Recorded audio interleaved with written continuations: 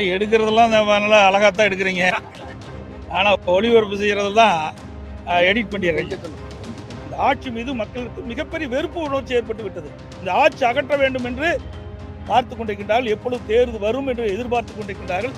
அதற்கு அந்த எதிர்ப்பை குறைப்ப, மக்களுடைய கொந்தளிப்பை குறைக்க, மக்கள் இருக்கின்ற கோபத்தை குறைக்க இன்றைய பட்ஜெட்ல புது புது அறிவிப்பை வெளியிட்டு சமாதானப்படுத்த பாக்குறாங்க. நிச்சயம் அது நடக்காது.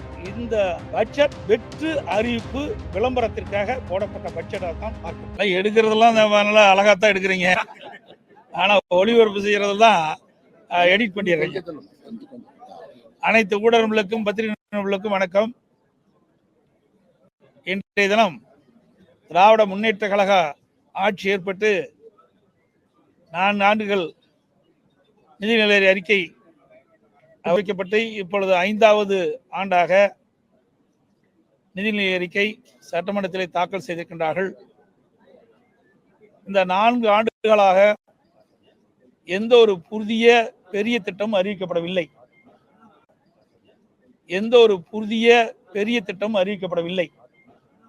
இன்றைய தினம்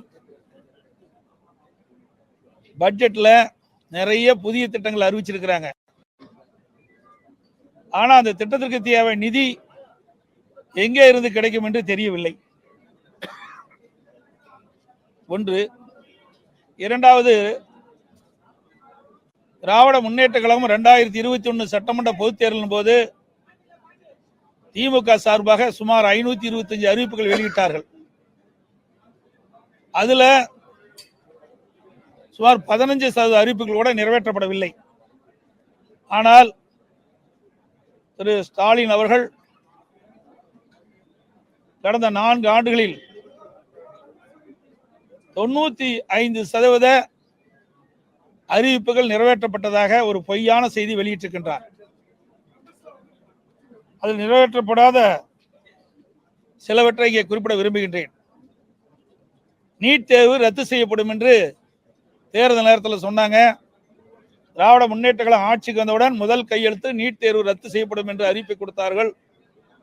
அதுக்கு பிறகு திரு உதயநிதி ஸ்டாலின் அவர்கள்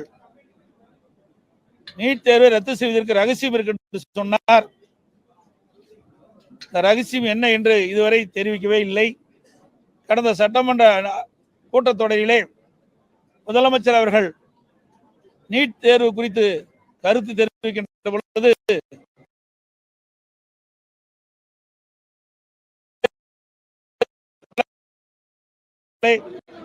அதை நிறைவேற்ற முடியவில்லை என்ற ஒரு கருத்தை சொல்லி அதற்கு மூடு விழா கண்டு, இதுதான் திமுகவினுடைய அறிவிப்பினுடைய லட்சணம். அதோடு அரசு ஊழியர்களுக்கு பழைய ஓய்வு திட்டம் அறிவிக்கப்படும் என்று எதிர்பார்த்தார்கள். அதில் இடம்பெறவில்லை. தமிழக மாணவர்களுக்கு வங்கியில் வாங்கிய கல்வி கடன் ரத்து என்று அறிவித்தார்கள். அதுவும் அறிவிப்பில் எதுவும் இடம்பெறவில்லை. கிராமப்புறங்களில் 100 நாள் வேலை திட்டத்தை 150 நாளாக உயர்த்தி வழங்கப்படும் என்று அறிவித்தார்கள்.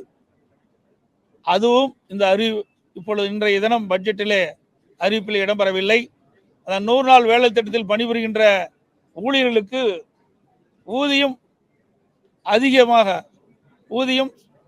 உயர்த்தி வழங்கப்படும் என்று அறிவித்தார்கள். அதுவும் இந்த அறிவிப்பிலே இடம்பெறவில்லை. அதே போல நெல்லுக்கு குவிண்டாலுக்கு 2500 ரூபாய் வழங்கப்படும் என்றும், கரும்புக்கு ஒரு மெட்ரிக் டன்னுக்கு குறைந்தபட்ச ஆதார விலையாக 4000 ரூபாய் அறிவித்தார்கள். அதையும் அவர்கள் நிறைவேற்றப்படவில்லை. இன்றைய தினம் பட்ஜெட்டில் இது இடம்பெறவில்லை. நாளை தினம் விவசாய பட்ஜெட்டில் இடம்பெறுமோ என்று எதிர்பார்க்கிறார்கள் விவசாயிகள். சமையல் எரிவாயு சிலிண்டர் விலைக்கு மானியம் மாதம் தோறும் 100 ரூபாய் வழங்கப்படும் அறிவிச்சாங்க தேர்தல் நேரத்தில். அதையும் இன்றைய பட்ஜெட் கூட்டத்தொடரில் அதற்கு அந்த அறிவிப்பு இடம்பெறல. பெட்ரோல் விலை லிட்டருக்கு 5 ரூபாயும் டீசல் லிட்டருக்கு 4 ரூபாயும் குறைக்கப்படும் சொன்னாங்க. பெட்ரோலுக்கு மட்டும் 3 ரூபாய் விலை குறைச்சாங்க. 5 ரூபாய் தேர்தல் நேரத்தில் வாக்குறுதி கொடுத்து விட்டு 3 ரூபாய் தான் விலை குறைச்சாங்க. டீசலுக்கு 4 ரூபாய் விலை குறைக்கப்படும் என்று அறிவிக்கப்பட்டு இன்றைய வரை விலை குறைக்கவில்லை. அந்த அறிவிப்பும் இன்றைய பட்ஜெட்டில் இடம்பெறவில்லை. அனைத்து உணவுப் பொருட்களும் குறைந்தபட்ச ஆதார விலை நிர்ணயிக்கப்படும் என்று சொன்னாங்க. அதுவும் அறிவிப்பில் இடம்பெறல. மின் கட்டணம் ஒவ்வொரு ஆண்டும் கணக்கெடுப்புன்னு சொன்னாங்க. ஒவ்வொரு மாதமும் மின் கட்டணமும் ஒவ்வொரு மாதமும் கணக்கிட்டு அதற்கு ஏற்றவாறு அந்த தொகை நிர்ணயிக்கப்பட்டு சொன்னாங்க. அதுவும் இந்த அறிவிப்பில் இடம்பெறல. அதோட ரேஷன் கடையில் தற்போது வழங்கப்படுகின்ற சர்க்கரை அளவை 1 கிலோ கூடுதலாக வழங்கப்பட்டு சொன்னாங்க. அதுவும் வழங்கல. இதெல்லாம் முக்கியமான அறிவிப்பு, எதுவுமே இடம்பெறல. இன்றைக்கு டிஎன்பிசி அறிவிச்சு கொடுத்துருக்காங்க. கிட்டத்தட்ட 7 முறை இந்த தேர்வு எழுதப்படும் இருக்காங்க. இதுல மொத்தமா ஒரு 10,000 பேர் தான் தேர்வு செய்ய முடியும். டிஎன்பிசி மூலமாக அரசு காலி பணியிடங்களை சுமார் 10,000 பேர் தான் நிரப்ப முடியும். அதுல எந்தெந்த டேட்ல கொடுத்துருக்காங்க. அப்படி இருக்கின்ற பொழுது எப்படி 40,000 காலி அரசு பணியில் நிரப்ப முடியும்? 4 ஆண்டு காலமாக 57,000 அரசு காலி பணியில் நிரப்பி இருக்கிறாங்க.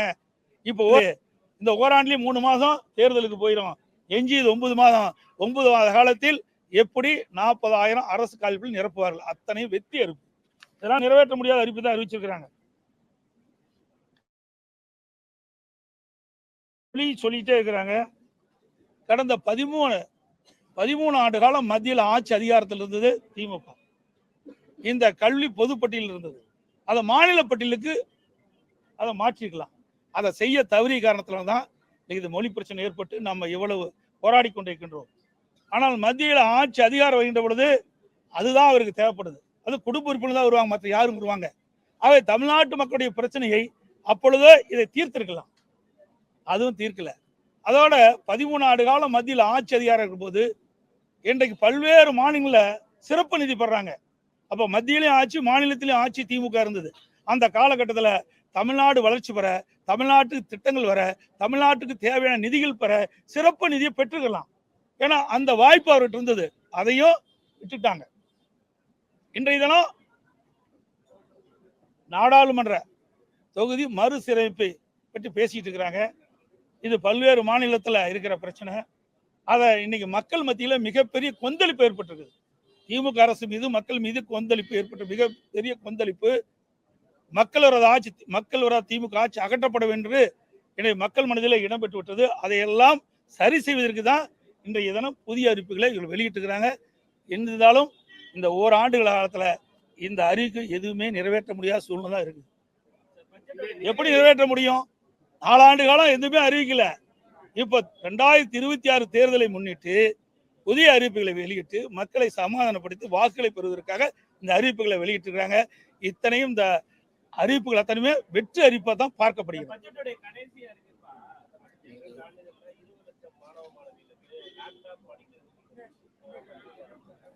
நீ அதை எப்படி சாத்தியமாகும்? இன்னைக்கு அறிவிப்பு வெளியிட்டு இதுக்கு டெண்டர் கொண்டு வேணும். இதுக்கெல்லாம் எவ்வளவு நிதி இருக்குது? இருக்கின்ற அறிவிப்புக்கே கடன் வாங்கித்தான் இந்த திட்டத்தை நிறைவேற்ற முடியும். ஆக இவங்கள வெறும் அறிவிப்பு கொடுத்திருக்கிறாங்க. மாணவர்களுடைய வாக்குகளை பெறுவதற்கும் பெற்றோருடைய வாக்குகளை பெறுவதற்கும் ஒரு தந்திரமா ஒரு அறிவிப்பு வெளியிட்டு இருக்கிறாங்க. ஏன்னா இதையெல்லாம் ஒரு டெண்டர் இந்த அறிவிப்பை நடைமுறைப்படுத்த வேண்டும் என்று சொன்னால் இதுக்கு நிதி ஒதுக்கணும், அப்புறம் டெண்டர் குறவணும், அப்புறம் தான் இறுதி செய்யப்பட்டு மாணவர்களுக்கு கொடுக்க முடியும். எப்படி இவரை கொடுக்க முடியும்? ஏற்கனவே தமிழ்நாடு கடல்ல தத்தளிச்சிட்டு இருக்குது. ஏற்கனவே அறிவிக்கப்பட்ட திட்டங்களுக்கே நிதி கிடையாது. கடன் வாங்கி தான் இவர்கள் செலவு பண்ண முடியும். அப்படிப்பட்ட சூழ்நிலையில இந்த அறிவிப்புகள்லாம் வெற்று அறிவிப்பாக தான் பார்க்கப்படுகிறது. இவர்கள் அறிவிக்கின்ற தற்போது பட்ஜெட்ல அறிவிக்கப்பட்ட அறிவிப்புகள் எதுவுமே நிறைவேற்றப்பட முடியாத ஒரு சூழ்நிலை தான் இருக்குது.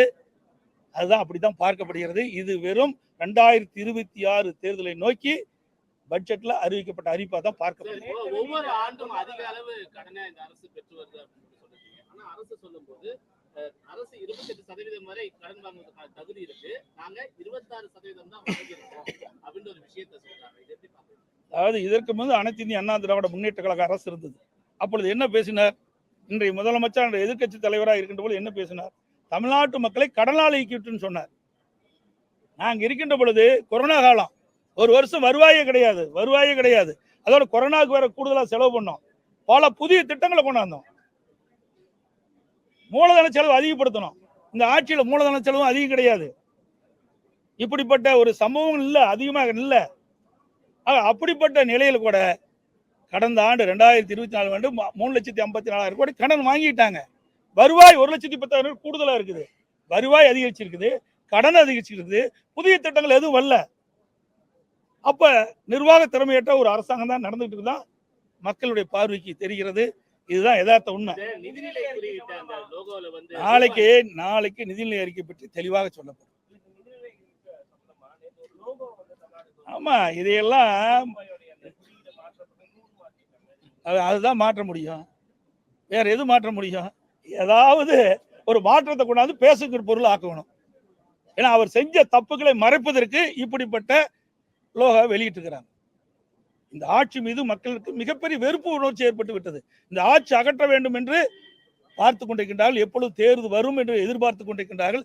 அதற்கு அந்த எதிர்ப்பை குறைப்ப, மக்களுடைய கொந்தளிப்பை குறைக்க, மக்கள் இருக்கின்ற கோபத்தை குறைக்க இன்றைய பட்ஜெட்ல புது அறிவிப்பை வெளியிட்டு சமாதானப்படுத்த பாக்குறாங்க. நிச்சயம் அது நடக்காது. முதல் முறையா பொருளாதார ஆய்வறிக்கையை வந்து அரசு வெளியிட்டிருக்கு. வளர்ச்சி வந்து 8% இருக்கு அப்படிங்கிற விஷயத்தெல்லாம் சொல்லியிருக்காங்க. அப்புறம் கடன் வாங்கினது எவ்வளவு இருக்கு அதை பார்க்கலையா சார்? கடன் வாங்கி செய்யறதுக்கு யாரு வேணாலும் வரலாம் சார். கடன் வாங்காத வருவாயை பெருக்கி அதன் மூலமாக வளர்ச்சியை கொடுத்தா ரைட்டு, அதை ஏற்றுக்கலாம். கடனை ஒரு பக்கம் அதிகரிச்சுட்டே போறீங்க, வருவாய் அதிகரிக்குது, ஆனா திட்டம் எதுவும் வரல. இந்த கடன் வாங்கிதான் அரசாங்கம் நடத்த வேண்டிய சூழ்நிலைக்கு இந்த அரசாங்கம் தள்ளப்பட்டு விட்டது. கடன் வாங்கித்தான் சம்பளமே கொடுக்க முடியும், அரசு ஊழியருக்கு உண்டான சம்பளம் கொடுக்க முடியும். அதோட அறிவிக்கப்பட்ட திட்டங்கள், ஏற்கனவே நடைமுறை இருக்கிற திட்டங்கள் எல்லாத்துக்குமே கடன் வாங்கி தான் செயல்படுத்த முடியும். அவலநிலை இந்த ஆட்சியில பார்க்கப்படுகிறது. ஒரே வரியில சொல்லணும்னா, இந்த பட்ஜெட் வெற்று அறிவிப்பு விளம்பரத்திற்காக போடப்பட்ட பட்ஜெட்டாக தான் பார்க்கப்படுகிறது.